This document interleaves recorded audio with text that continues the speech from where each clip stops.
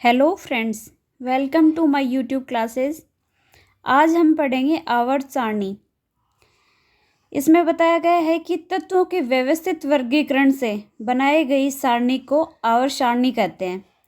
आवर्त सारणी में ज्ञात सभी तत्वों को उनके गुणधर्मों के आधार पर समूहों में रखा गया है।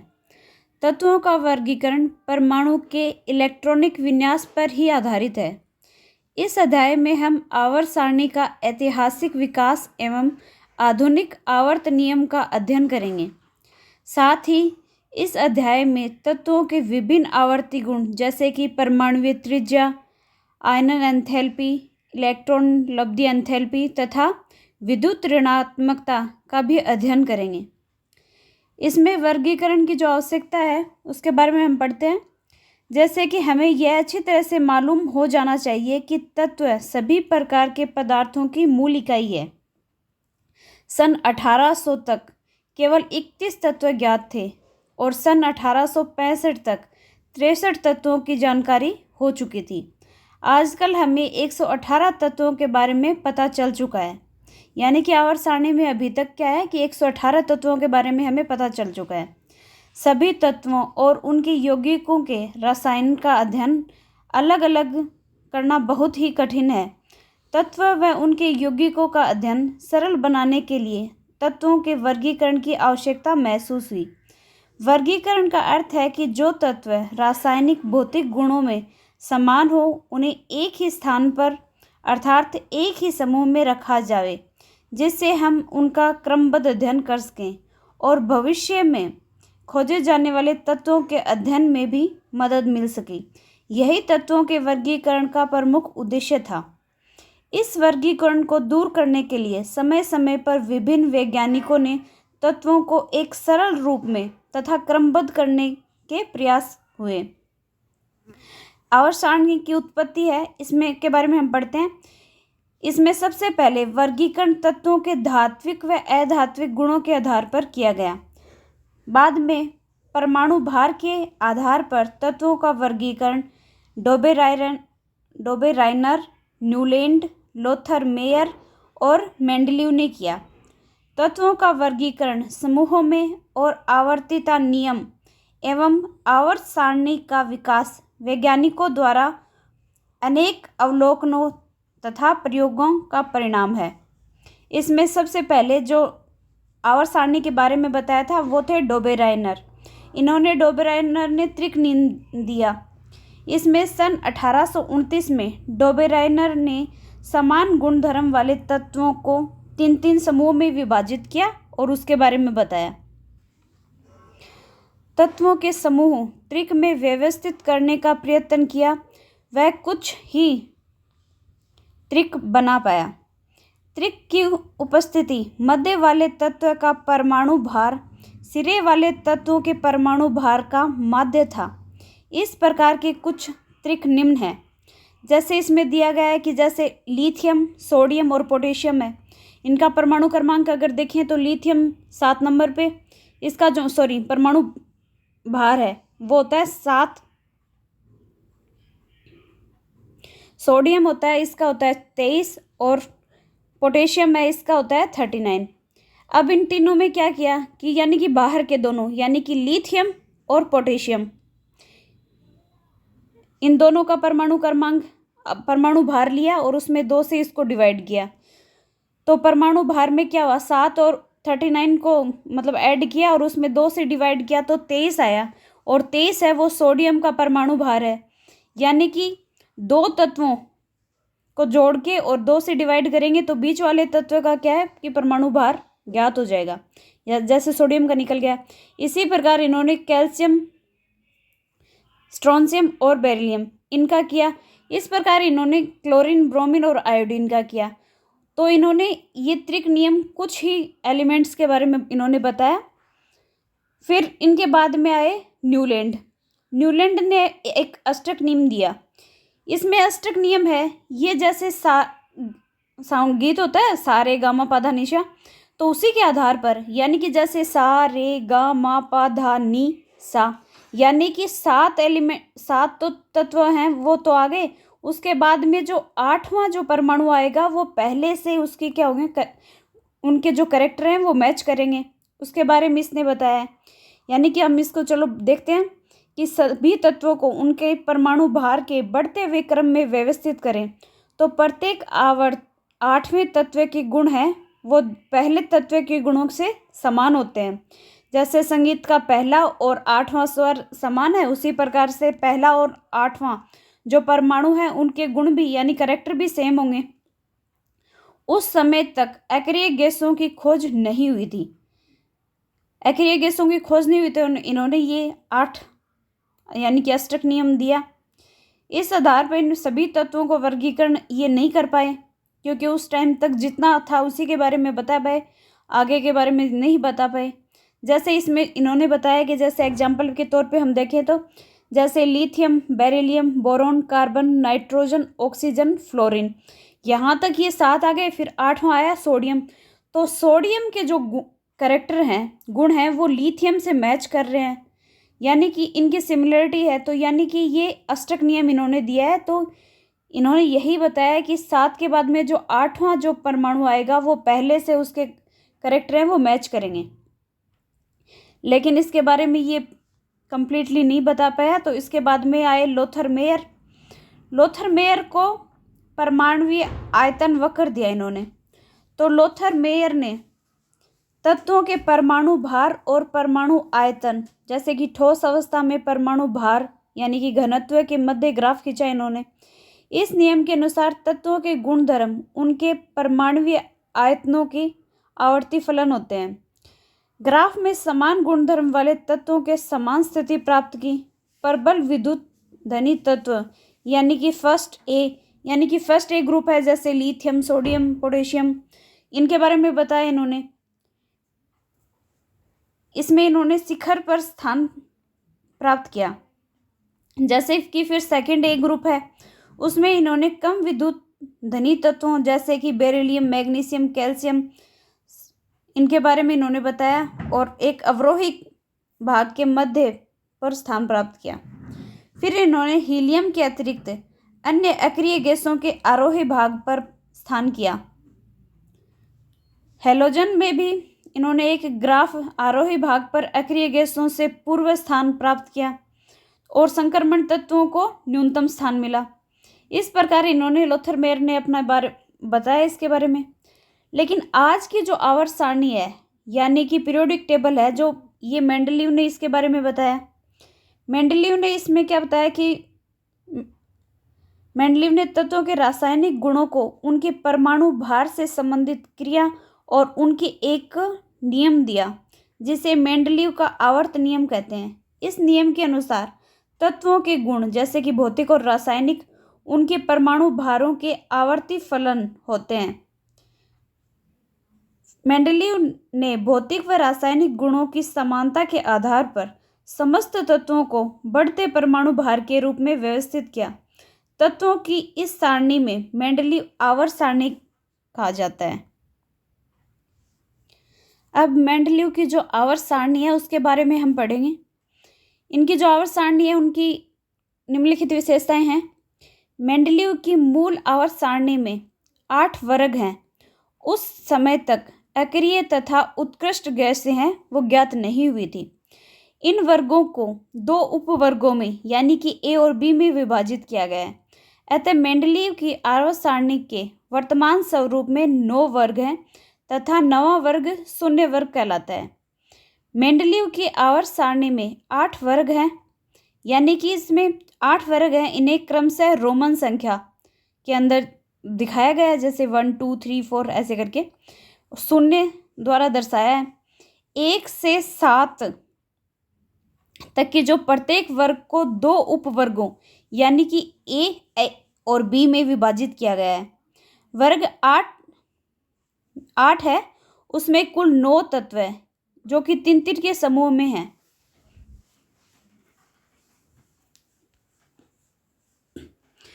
आवर्त सारणी में 36 पंक्तियों की आवर्त कहा गया। इनकी जो 36 पंक्तियां हैं उनको आवर्त कहा है। और जो ऊर्ध्वाधर पंक्ति हैं उनको आवर्त बोला ही है। जबकि दूसरे तथा तीसरे आवर्त में 8-8 तत्व हैं, इन्हें लघु आवर्त कहते हैं। चौथे और जो पांचवें आवर्त है उसमें 18-18 तत्व हैं, जिन्हें कि दीर्घ आवर्त कहते हैं। तो आप ये देख सकते हैं कि जो पहला और दूसरा है उसके अंदर कितने होंगे कि 2 तत्व होंगे, और जो पहले में तो 2 तत्व है, और जो दूसरा और तीसरा है उसमें 8-8 तत्व है, और जो तीसरा है ये तो 8 हो गए। फिर चौथा और पांचवा जो आवर्त होगा उसमें 18-18 तत्व हो गए। उसके बाद में जो छठा आवर्त है उसके अंदर 32 तत्व हैं।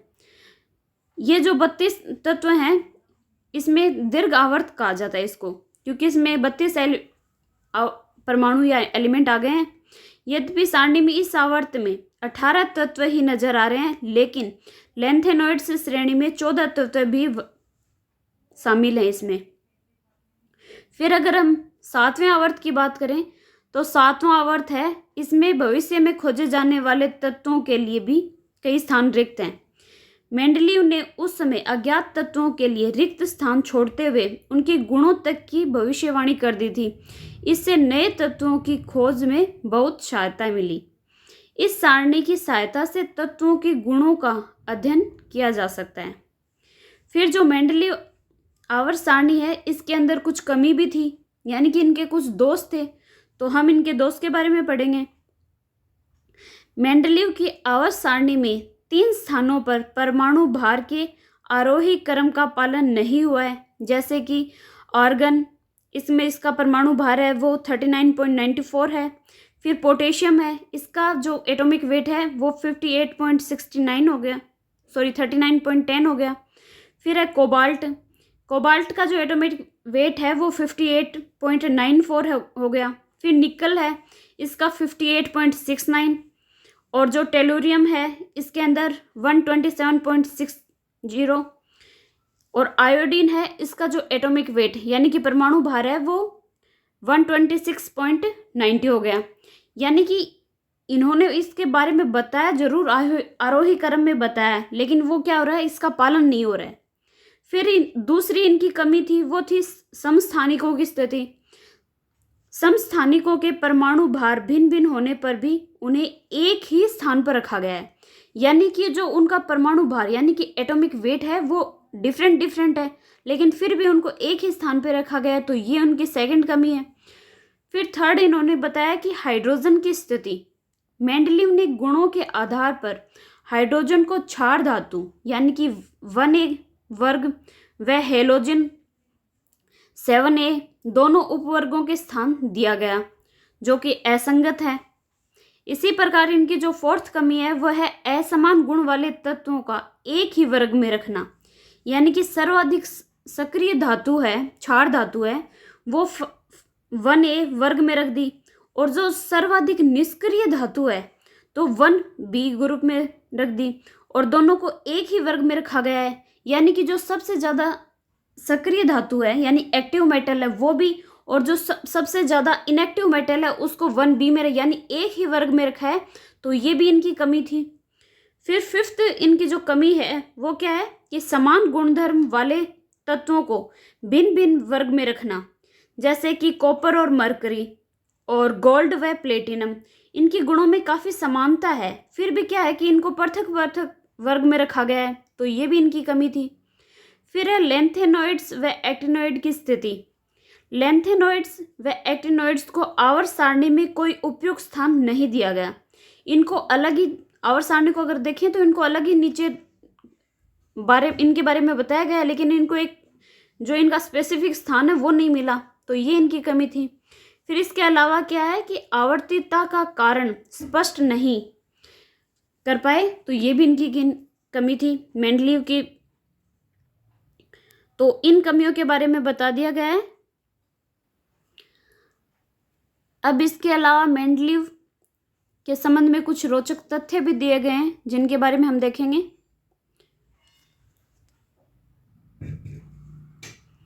इसमें बताया गया है कि मेंडलीव का पूरा नाम दमित्री इवानोविच मेंडलीव था। इनका जन्म है वो रूस में तोबालियस्क नामक स्थान पर सन 1834 में हुआ था और इनकी नियुक्ति है वो पीटर्सबर्ग विश्वविद्यालय में प्रोफेसर रसायन यानी कि केमिस्ट्री के पद पर हुई थी। इनकी अपनी प्रसिद्ध पुस्तक है प्रिंसिपल ऑफ केमिस्ट्री। वैज्ञानिक रेमसे ने क्रिप्टॉन तथा जीनोन की खोज की थी और 1890 में इन्होंने प्रोफेसर के पद से त्यागपत्र दे दिया था। त्यागपत्र देने के बाद उनकी नियुक्ति बाट एवं माप ब्यूरो में निर्देशक के पद पर हुए। जीवन में अंतिम क्षणों तक वे शोध के अनेक क्षेत्रों में लगे रहे और 1907 में उनकी क्या हुई, मृत्यु हो गई। ये एग्जाम के पॉइंट ऑफ व्यू से तो इम्पोर्टेंट नहीं है, लेकिन बाय द वे अगर हमें इनके बारे में कुछ पता करना हो तो उसके बारे में जान सकते हैं। अब हम देखेंगे कि आधुनिक आवर्त नियम यानी कि मॉडर्न पीरियोडिक लॉ। जब वैज्ञानिक मेंडलीव ने आवर्त सारणी का निर्माण किया तब परमाणु की आंतरिक संरचना का ज्ञान नहीं था और 1913 में अंग्रेज भौतिक वैज्ञानिक हेनरी मोजले ने तत्वों के अभिलाक्षणिक एक्स किरण स्पेक्ट्रमों में नियमितता पाई और देखा कि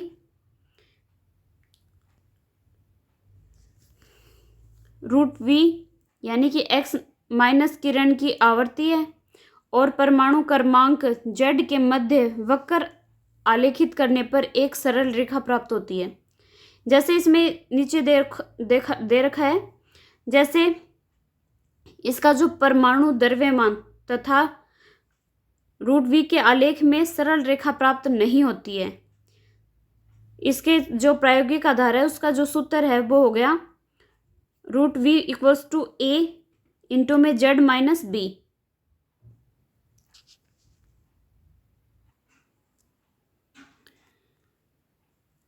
इसमें बताया गया है कि जो B स्थिरांक है इसका मान सभी एक्सरे यानी कि स्पेक्ट्रम रेखाओं के लिए क्या होता है, समान होता है और Z था वो इसका था परमाणु क्रमांक। अतः वैज्ञानिक मोजले ने बताया कि परमाणु द्रव्यमान की तुलना में किसी तत्व का परमाणु क्रमांक उस तत्व के गुणों को दर्शाने में अधिक सक्षम है। अतः मेंडलीव आवर्त नियम का संशोधन किया गया, उसे आधुनिक आवर्त नियम भी कहते हैं। इस नियम के अनुसार तत्वों के भौतिक गुण व रासायनिक गुण उनके परमाणु क्रमांकों के आवर्ती फलन होते हैं।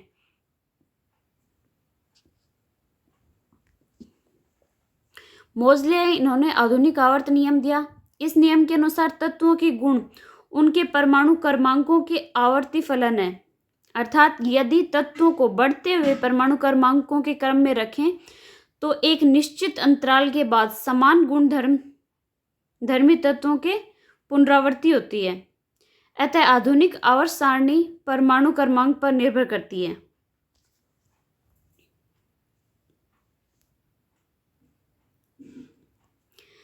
आवर्त सारणी है उसके अंदर 18 वर्गों यानी कि ऊर्ध्वाधर स्तंभ है वो तो 18 हैं और 7 आवर्त हैं जो कि क्षैतिज पंक्तियों में विभाजित हैं।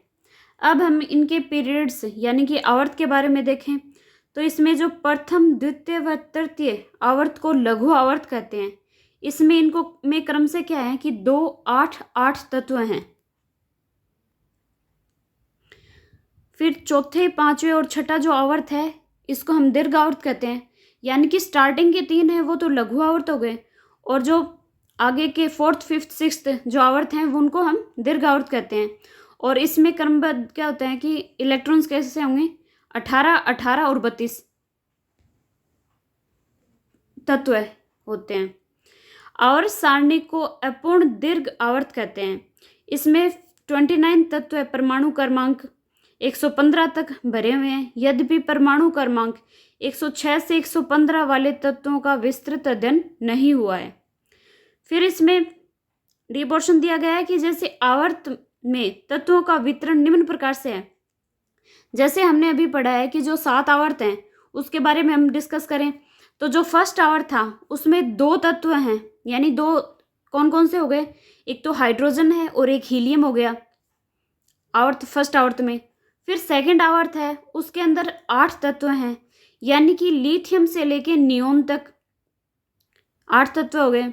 फिर थर्ड है, इसमें वापस से 8 तत्व हैं, ये होगा सोडियम से लेकिन आर्गन तक, यानी कि 11 से लेके 18 तक के तो जो एलिमेंट हैं वो परमाणु इसके अंदर होंगे।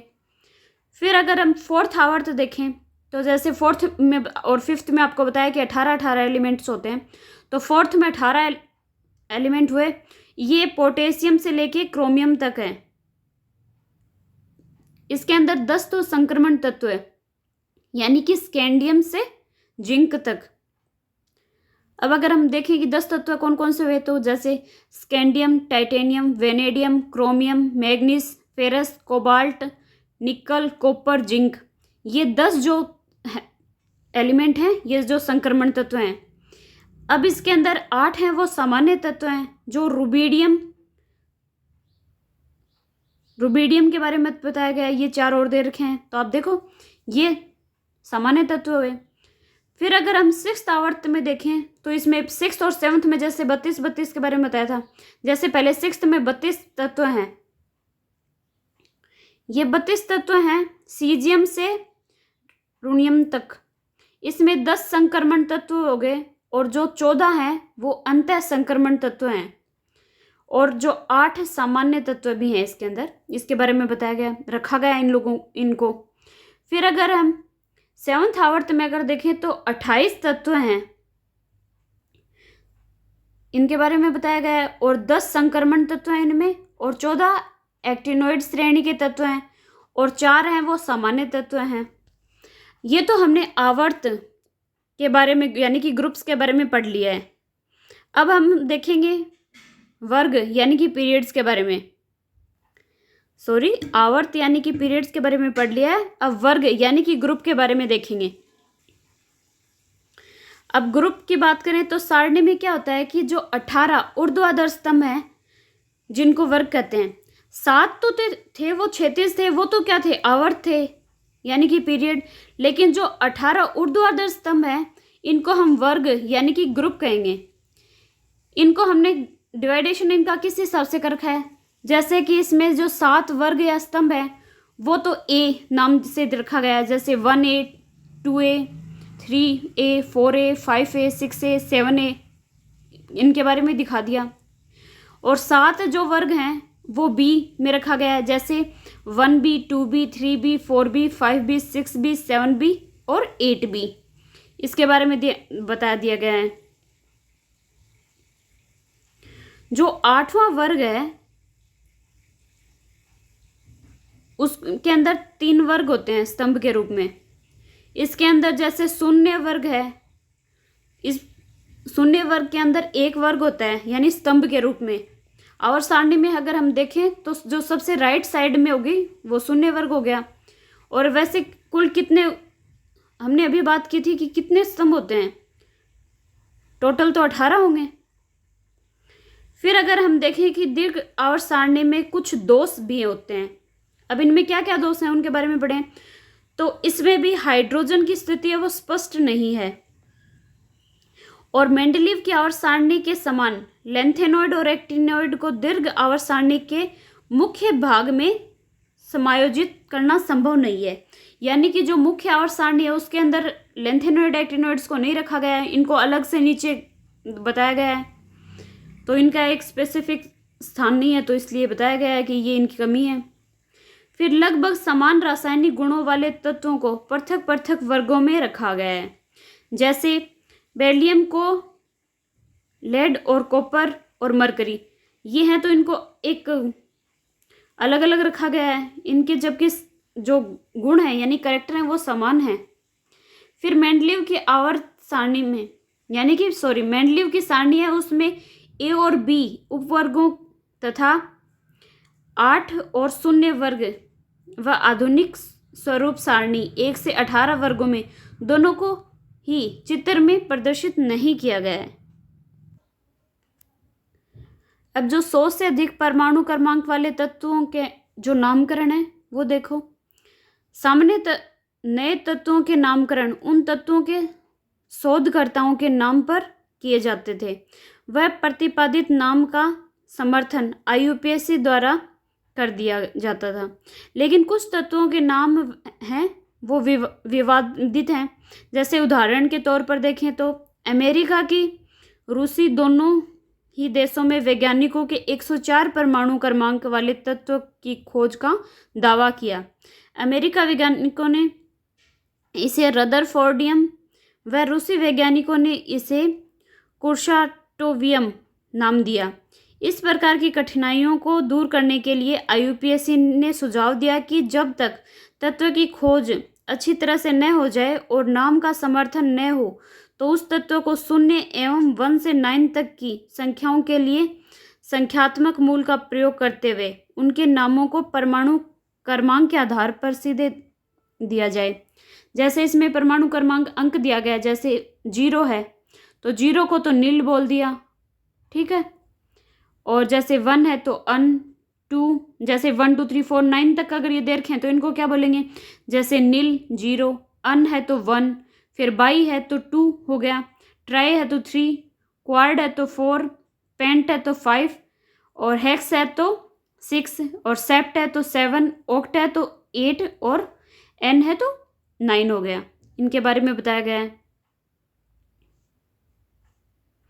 इस स्थिति के अनुसार जो परमाणु क्रमांक 100 के बाद वाले तत्वों को नामकरण करने के लिए निम्नलिखित नियमों का पालन किया जाना चाहिए। परमाणु क्रमांक 3 अंकों में है, अतः इन अंकों के आधार पर तत्वों के प्रतीक 3 अंकों में व नाम 3 शब्दों में होने चाहिए। प्रत्येक अंक के लिए एक मूल नाम यानी कि रूट नेम बनाया गया जो कि उपरोक्त सारणी में वर्णित है, और तत्व का नाम लिखने के लिए तीनों अंकों के मूल नाम क्रम में लिखने और अंतिम अंक के मूल नाम से अनुलग्न EM लगा देते हैं। यदि नाम के अंत में अन आता है तो अंतिम एन हटाकर, तथा यदि बाई व ट्राई आता है तो आई हटाकर EM जोड़ दिया जाता है। नाम के प्रतीक बनाने के लिए मूल के तीनों नामों के प्रथम अक्षर क्रमशः लिखे जाते हैं। अब आप देखें, ये जो नियम दिए हैं उन्हीं के अकॉर्डिंग इनका नाम बताया गया है।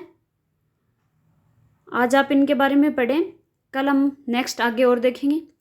अगर किसी को कुछ समझ में नहीं आया हो या फिर कोई भी कंफ्यूज हो तो आप पूछें, कमेंट करें, और अगर आपको अच्छा लगा हो तो चैनल को सब्सक्राइब करें, लाइक करें, और आगे आने वाला पोर्शन हम कल पढ़ेंगे। Thank you.